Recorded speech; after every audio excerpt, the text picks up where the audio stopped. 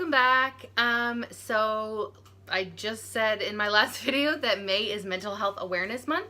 So I have some special guests joining me this month, talking about their mental health. Their mental health pretty much, and how they deal with it, or whatever you want to talk about, really. So this is Danielle, and yeah, I guess we're just gonna talk about what's going on with you. Okay. So did you want to start first with your diagnosis? Sure. So I have anxiety and depression, PTSD, and OCD tendencies.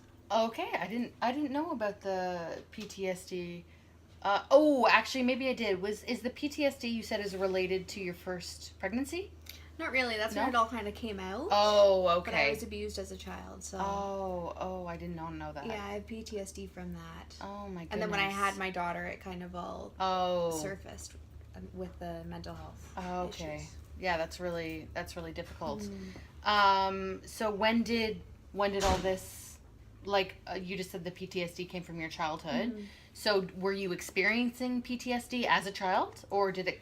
I really don't remember a lot of my childhood because of the abuse. Yeah, okay. But like the anxiety and depression really started anxiety started when I was pregnant with my first. Okay. In 2015. And then shortly, like after she was born, it just got like I couldn't manage anymore. Oh. So then they treated my anxiety, but then my depression came up. Oh, jeez. So then we started treating that as well. Yeah, so it's like a package deal, like Jude was saying. Yeah, it all comes together. So, do you want to talk about your medications? Sure. I'm assuming you're on medications. Yeah. Okay. So I was taking Wellbutrin and Zoloft, and then when I started on something else before that, but it stopped working. Okay. So then last March I was off for the month of March because I was suicidal. Oh my God. So I wasn't working, and then that's when they changed my meds and everything. Thank God. Yeah. And so now I'm just taking Zoloft because I'm expecting. So I saw an OB, and they said that your mental health is more important than anything, but that you can still stay on antidepressants while you're expecting. Okay, yeah. My doctor told me about that a couple years ago too. When she first put me on antidepressants, she said, if you're planning on getting pregnant, come back and talk to me. Yeah. Which honestly scared me a little bit because, first of all, I don't want to take any medications to fuck up your child, 100%. right? However, I cannot imagine not being on antidepressants. Could you? No. For 9 months? When I was pregnant, I kept I never had I cut all artificial anything. I wasn't like drinking Diet Coke. Like I did all of that. I didn't eat meat like deli meat. Like I was so strict with that. And then with this pregnancy, I thought I didn't take Tylenol when I had a headache. How am I going to continue to take antidepressants when I was so strict with my daughter when I was pregnant? Right. But the more research that we did together, and then meeting with different OBs, they cleared it basically. I've actually increased my medication since I've been pregnant. Oh, well, that's good. Well, I don't know about it. Is that because you've been having more trouble? Anxiety, yeah. Oh, okay. So that's not good, obviously. But I totally can relate to the whole your medication not working. Can you talk a little bit more about like how you knew your medication wasn't working? So, I think most mothers would say that they experience some sort of anxiety or their anxiousness just from because you're growing a human being, like you're instantly responsible for something else. But I think I had some spotting in my pregnancy, and your second pregnancy, right? Yeah. Okay, yeah. Yeah, I had some bleeding, and it's been off and on. So just trying to deal with that, and then still dealing with being at work and raising a child on your own, and even just trying to go back to work as a new mother. I mean, it was very overwhelming. Yeah. So, yeah, I just noticed that my anxiety, I couldn't, my medication just makes it more manageable. Right. Where it was starting to overcome me again. Yeah. And it wasn't me, it was taking over. Yeah. Yeah, that's so hard for, to come to terms with, right? That you're not able to control your emotions or what's in your brain or your thoughts. So does the medication help with your PTSD as well? Kind of. I don't know much about PTSD, having not experienced it or done research on it ever.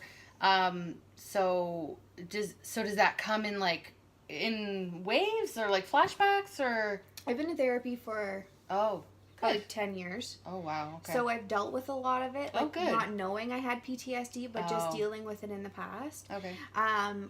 Like, unfortunately, sexual abuse kind of runs in my family. Oh my so just dealing with that. And then I guess it really sparked when I had my daughter. And, like, the big question is, how do I protect her Right. from everything? Right. Like, as a single parent, or as, like, an individual myself, how do I protect her? Because Right. I wasn't protected. So how do I make sure that she's safe? I feel like I'm getting emotional right now because I feel like it's so brave for you to admit, like, even on camera, that you were sexually abused as a child. Like, I mean, Jude too, but I can't personally imagine, so I just feel like good for you for being here, right? Mm-hmm.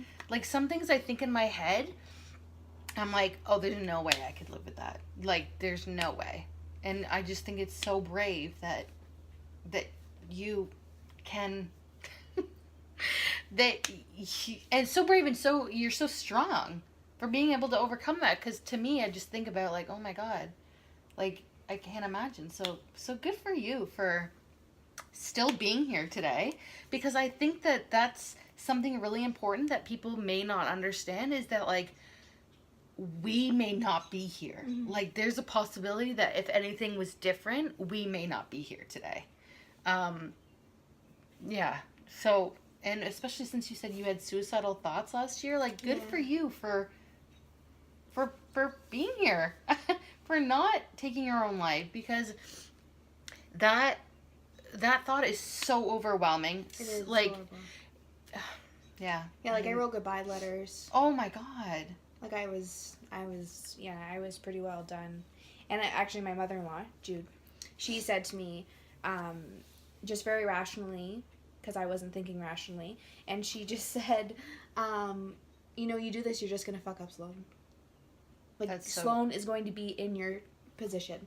And really, like, Sloan is the reason why I'm alive. Because, like, yes, my thoughts now, or my thoughts then, were that she'd be better off without me. But I know now that she won't be. No, absolutely. Because I can think about it logically. Yeah. Whereas before, it was just the thoughts that were overwhelming. Yeah, and it's like you can't blame yourself for that. No one can blame you for that, because, like I've said a million times, we don't control our thoughts when our medication's not working, or when we're just in a deep depression. It's not you. No. So, and many people had said to me, like, your life is perfect, though. You have a house, you have a husband, you have a new child, you have a good job. Well, yeah, logically, I should be the happiest person alive, but I'm not. Like, something is going on in my brain that I can't make sense of, and it's taking over my life. Yeah. Yeah. Oh my god. That's so real, and what a good thing for you to admit too, because people I feel like stigmatize that too. Like, what do you have to be sad about? Yeah. Well, first of all, it's not sadness, it's depression. But yeah, they have no idea. They cannot see inside our heads, and I can't see in your head. You can't see in my head. So we have to, at some point, it's like we have to just get it out. We have to tell someone what we're feeling and that we have these thoughts, and I feel like that's pretty huge for us. So how did you get out of that then? Did you admit that to someone, that you were having all these suicidal thoughts? And yeah, I actually admitted it first to Judy. Oh, to my mother-in-law. Okay. And so I think she forced me to make a doctor's appointment. Good. So we went to the doctor, and my doctor very openly just said that she doesn't know enough about it or what to do. So she referred me to Ontario Shores, their intake program, where I met there with a psychologist, nurse practitioner, and I just sat with them and told them everything. They came up with a diagnosis. Good. And then they made recommendations on medication change. Oh, okay. Well, that's good, right? Because obviously your medication wasn't working. Yeah, that's so scary to me too, because right now, this year I've had 3 different medications, 3 different prescriptions, and I know now that this one's not working. However, I'm waiting for my psychiatrist appointment to see, because my doctor is kind of useless. Yeah. So, okay, we're almost at 10 minutes, but I want to continue talking, so can we do a part 2? Sure. Okay, we'll be back.